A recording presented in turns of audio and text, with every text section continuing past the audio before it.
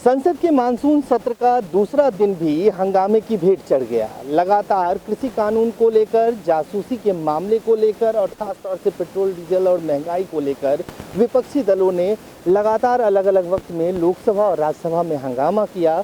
कई सारे विपक्षी सांसदों ने खासतौर से जासूसी जो पेगासस का मुद्दा है उसके ऊपर कार्यस्थगन प्रस्ताव का नोटिस दिया था और साथ ही कई सारे कांग्रेस के सांसदों ने, जिसमें कई सारे कांग्रेस के वरिष्ठ नेता हैं, चाहे वो मनीष तिवारी हों या दूसरे सांसद जो हैं, जिन लोगों ने, चाहे दीपेंद्र हुड्डा हों, इन लोगों ने कृषि कानून के ऊपर चर्चा को लेकर मांग की थी, जिसे लोकसभा और राज्यसभा में दोनों सदनों में सभापति के द्वारा ठुकरा दिया गया।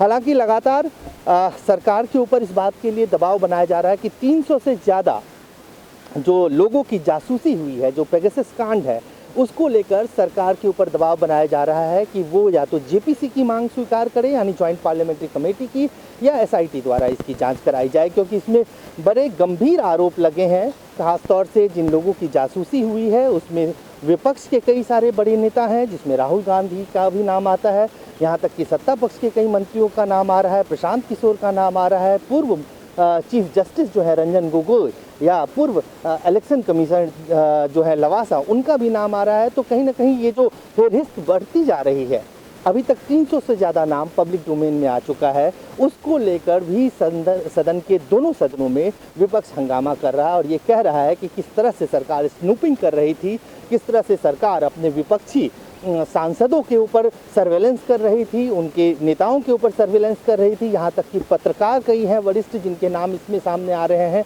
तो इसको लेकर भी दोनों सदनों में हंगामा हुआ, कोई भी चर्चा नहीं हो सकी। खासतौर से कृषि कानून को लेकर ज़्यादातर सांसदों की ये मांग थी कि उस पर चर्चा होनी चाहिए।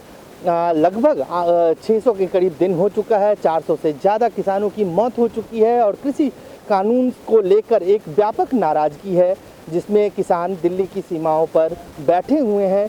उसको लेकर चर्चा होनी चाहिए। 22 जुलाई से किसानों ने भी ये कहा है कि वो संसद की तरफ आगे बढ़ेंगे, 200 के जत्थे में आगे बढ़ेंगे और इसी संसद भवन के बाहर कहीं भी, चाहे ये वोट क्लब पे या फिर जंतर मंतर पे, वो अपना किसान संसद लगाएंगे, जिसमें वो चर्चा करेंगे। हालांकि दिल्ली पुलिस ने इसकी इजाज़त नहीं दी है।